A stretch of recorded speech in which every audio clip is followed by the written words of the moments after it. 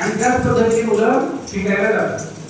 पण आपल्याला काय शिकवायचं आहे, काय शिकवायचं हे लक्षात ठेवायचं नाही. आपल्याला कसं शिकवायचं आहे, हाऊ टू लर्न. म्हणून त्यांना लर्न टू लर्न. आपल्या एकंदरीत सगळ्या शिक्षण पद्धतीचा सार आहे तो आहे लर्न टू लर्न. मुलांना आपल्याला शिकवायचं नाही. हे वारंवार प्रांजली त्यांची जेव्हा जेव्हा सेमिनार होतात तेव्हा एकच शब्द वापरतात, अध्याप शिकवायचा हा शब्द वापरायचा नाही. आम्हाला कळावून सांगतात शिकवायचा हा शब्द वापरायचा नाही. आपण शिकवणारे कोणीही नाही. आपल्याला एकच भूमिका पार पाडायची आहे, ती म्हणजे फॅसिलिटेटर. सुलभ एक शब्द आहे, सुलभ. आता जे 12 वर्षांची 19 वर्षांचे ट्रेनिंग होते त्या ठिकाणी शब्द वापरला होता सुलभ. सुलभ म्हणजे काय, एका माहितीकडून दुसऱ्या माहितीकडे कसं जायचं, ते कसं जाणून घ्यायचं, हे एवढं शिकायचं, त्यांना सांगायचं आपल्याला. म्हणजे आपल्याला फॅसिलिटेटर व्हायचं.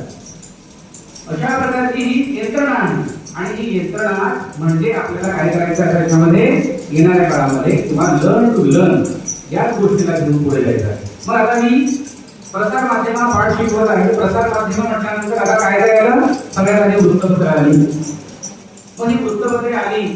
मग ही वृत्तपत्रे कशी आली, मग या वृत्तपत्रांचं जेव्हा मी सांगेन, त्यांना एक्सप्लेन करेन, त्याचा विस्तार करेन, एक्सटेंड करेन त्या कन्सेप्टला, तेव्हा मी काय करेन, हे वृत्तपत्र तुम्ही घरी वाचताना करत.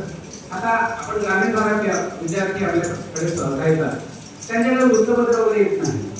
त्यांना म्हटलं की वृत्तपत्रात पहिल्या कॉलममध्ये काय असतं, म्हणजे पहिल्या पेजवर नाही, पहिल्या तिथे काय असतं एवढं सांगा म्हटलं तरी फक्त त्या पेपरचं नाव सांगणार.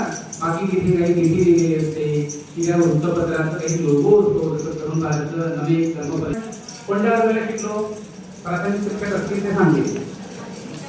कोणत्या वर्गाला शिकलो आपण, आहे ना, 5वीला आहे.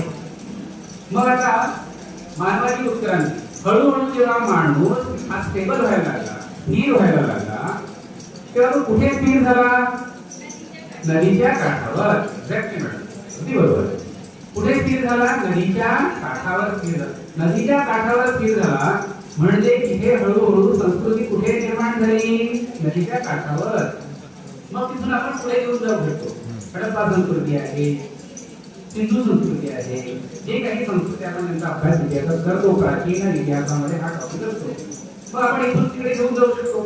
बरं, पाणी हा विषय घेऊन आपण एवढं घेऊन गेलो. आता आपलं सुरू आहे इकडे इतिहासामध्ये वृत्तपत्र. मग आता वृत्तपत्रातून मी 9व्या वर्गाला सांगताना त्यांनी वृत्तपत्र काही वाचलेलं नाही, पाहिलेलं नाही, पण वृत्तपत्र वाचणारे त्यांना माहिती आहे. मग आपण त्यांना जोडू शकतो की नाही. वृत्तपत्र वितरक सकाळी उठल्या काही काही अतिशय गरीब घरची विद्यार्थी मुलं दुपारी शाळेत येतात पण सकाळी न्यूजपेपर वाचतात. मग यापैकी कोणीतरी राहू शकतो. माझ्या वर्गात कचरा माझा विद्यार्थी, मी त्या दिवशी सहज उदाहरण देत होतो आणि तो मला संध्याकाळी मी म्हटलं की काही मुलं हे गरीब असतात, काही तुम्ही काम करतात, तुम्ही तसं काहीच करत नाही, तरी तुम्ही वर्गात काय बसले राहायचा येत नाही. आणि बरं त्याचा चेहरा पडलेला मला मी पाहिलं होतं. संध्याकाळी जेव्हा मी या रोडने जात होतो त्या एका दुकानामध्ये तो संध्याकाळी ड्युटी करतो 9 वाजेपर्यंत. मी त्याला पाहिल्यानंतर मला किती आठवलं, मला त्याचा चेहरा पडलेला पाहिला होता मी. म्हणजे काय, भावनिक सार कुठेतरी त्याला पडलेली होती. म्हणजे आपण विद्यार्थ्यांना कितीही कसल्याही परिस्थितीत असू द्या, कुठल्याही मानसिकतेचा असू द्या, त्याला आपल्याला वठण्याच्या जागेवर आणण्यासाठी या अनेक प्रकारच्या स्ट्रॅटेजीज, या भावनिक विषय आलेला आहे.